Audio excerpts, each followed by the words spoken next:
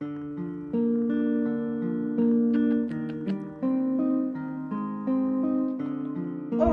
so I've got heaps of news for you today. I went to the cardiologist on Friday last week, and he diagnosed me with POTS, which was such a relief and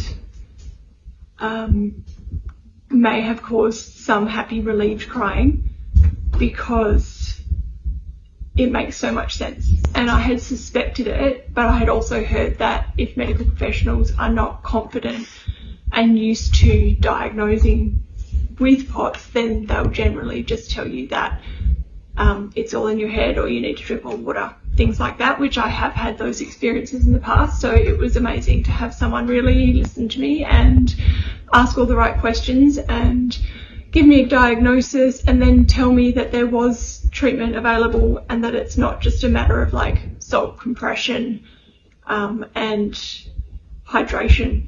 So he's actually given me a couple of drugs to take, which so far have been pretty good. I think every day incrementally they're getting me more and more functional, which is really lovely. So I have been able to sit upright for longer, move around more, and start to engage in my hobbies again, which is really, really lovely after a month of being completely flat on my back and unable to do any of the things that bring me joy. One of the things that I didn't realise at all that he told me was that with POTS, as well as the compression, lovely tights here, it's really key to keep your abdomen tight.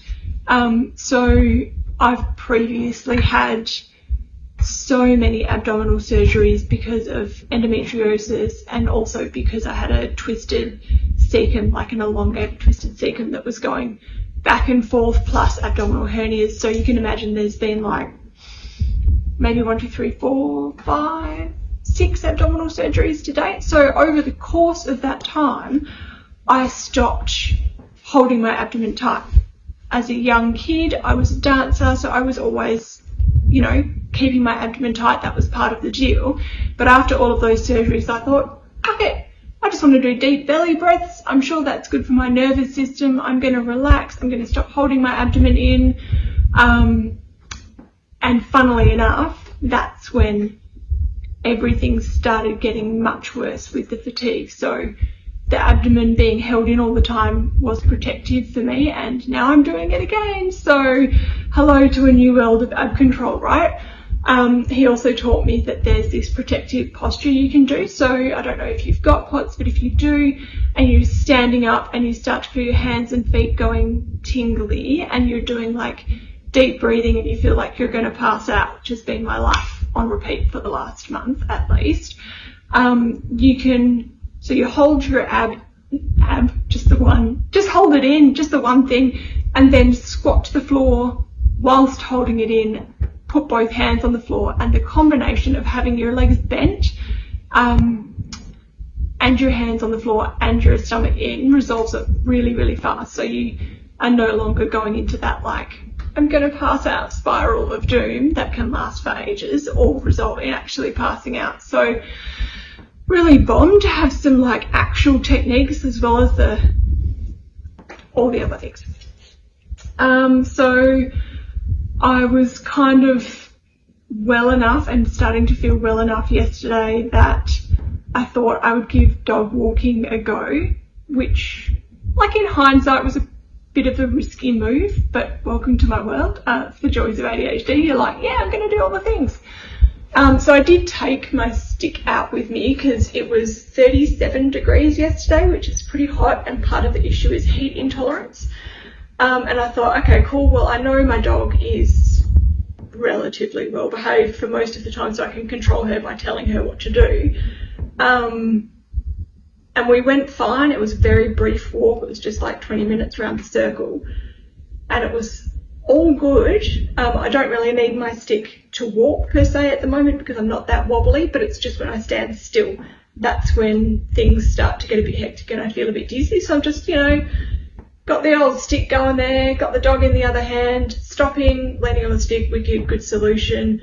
But then, just at the end of the walk, she got some prickles in her paw, and my normal course of action would be drop down, get all the paws, get the prickles out, and continue home. But for whatever reason, I couldn't find them. I was trying to drop down without leaning too hard. It was hot. I was standing still. I was leaning down, and I started to get really, really dizzy, and like, it was a nightmare, honestly. And then she's limping like so pathetically, like, please help me. I can't even go. I'm just like, oh, for fuck's sake. So I ended up just slow walking the poor dog home. I mean, literally, it was only 4 meters or something.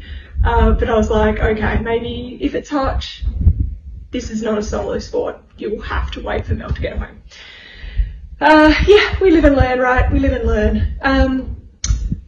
So yeah, routine of hobbies is so lovely. So I got to finish making a t-shirt for a very dear friend yesterday, which involved sitting up, but luckily for me, I have one of those like really wide-based kind of office chairs that's designed for people that need to move around on it, because I'm a wiggler. I can't sit in a normal position, and I will be moving my legs like that or that or that all day anyway, because it's how I prefer to be. So I can still kind of sew with one leg down and one leg up, and that kind of maintains that compression, so I don't have the blood pooling in my legs plus pressure tights, you know.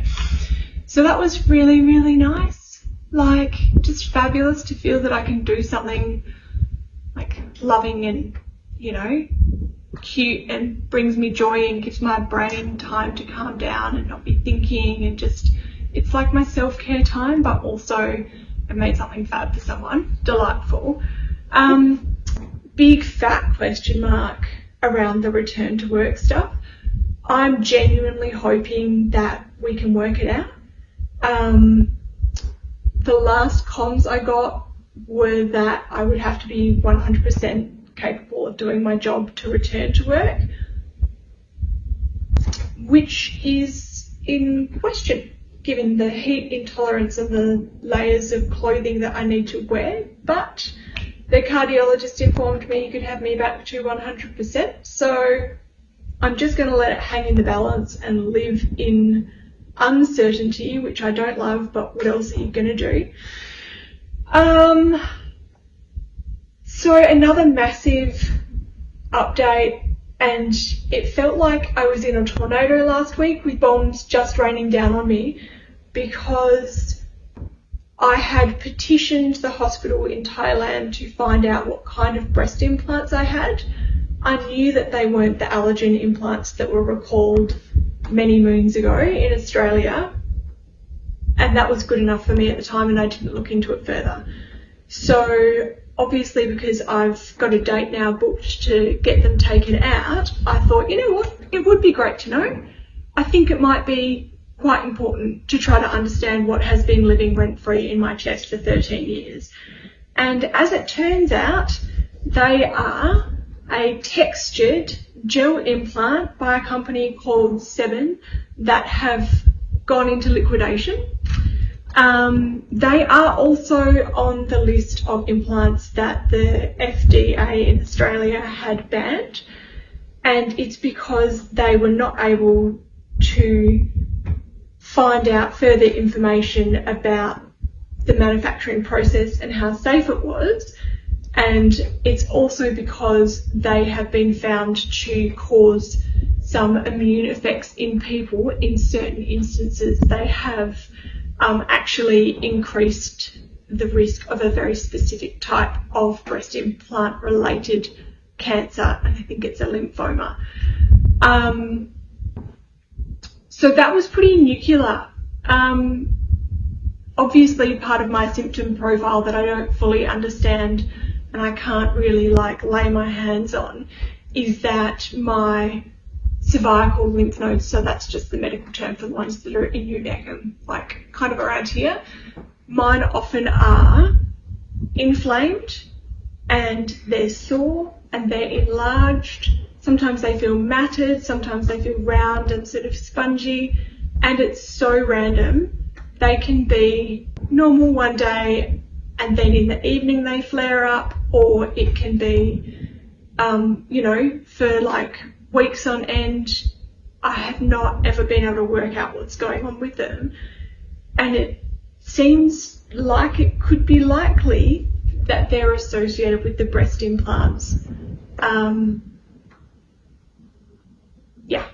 So I'm really delighted that they are booked in to get taken out. It's going to be in a couple of weeks' time. I'm not getting anything put back in there, and if I'm really honest with you and myself, I'm a little bit scared about what the aftermath of that is going to look like. I got them put in because I didn't feel very womanly as a person in myself, and I also wanted to do something that would push me in that direction and give me that real feminine identifying feeling, and it did work. On top of that, it's worth disclaiming, like, I did have a lot of body dysmorphia, and I thought that that would help, and it kind of did, but it kind of didn't, because you can't out surgery body dysmorphia, right? Like, it's a whole mental process. So I would say that in the 13 years since I got them put in, I've come to a real understanding about myself, in that if the term non-binary was around when I was young, I would have identified with it. I think that that would have helped me to understand that you can feel very femme some days, you can feel very masc some days, and that it's all good. Like, you are the one and the same person. There is nothing wrong with you. You're all of the things within yourself, and it's okay to feel how you do feel. And that, I definitely didn't need breast implants to make me feel feminine and womanly. Like, I can just dress up and wear a dress, and I think it's going to be fine, but there's some residual hangover scaredness, which is legit, and I think it is worth processing.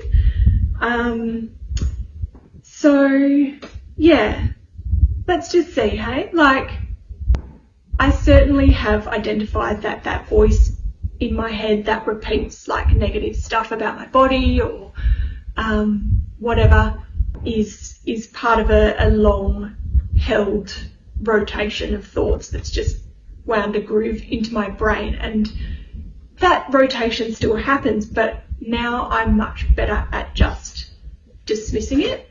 Like, I don't argue with it anymore, I don't buy into it anymore. I notice when it gets loud and I'm just like, shush, look over there.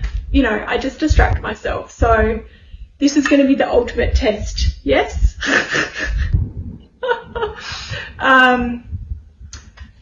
Look, I think the key understanding for me is that I'm hoping to be a lot more comfortable in my body.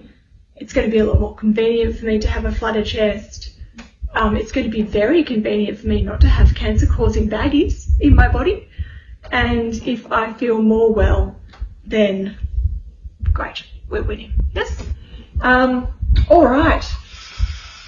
So the last thing I wanted to talk to you about was the possibility of hyperflexible Ehlers-Danlos.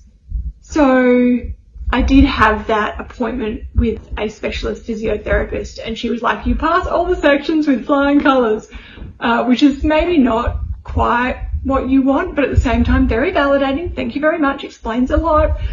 And then I happened to check in with my auntie in the UK about that specifically, the hypermobile Ehlers-Danlos stuff. And she did say that one of my cousins has got it, so that's 2 family members. Well, yes, 2 so far, which is pretty strong considering all the things. And I have been going pretty hard trying to find a rheumatologist that does diagnose and treat adults in Western Australia. And so I have, to my knowledge, found that person and also gotten a referral accepted. I haven't got a referral date. That's not the right thing. I haven't got a date for my appointment yet, but the receptionist reliably informs me that it's looking like around October. So yeah, that's just another unknown, but I have high hopes for myself in that when I'm given a task to do, I can be very compliant, and I like a rule and I can follow a rule, and I think it's the neurodiversity stuff. It's like, just give me the rule, tell me what to do, I'll do the thing. So I very much hope that my rule following is going to help me a lot through this next bit of my life, and that I'm going to be able to be the best I can be, irrespective of what the diagnoses are, and that I will be able to return to like a productive and fulfilled version of myself, irrespective of what that means, and also irrespective of whether my work say yes or no. I'm really hoping for a yes, but I have no control over that. Shame. Yeah, so that's my update, and thanks for following along so far, and I've got more things to say on a list, but they're not for today.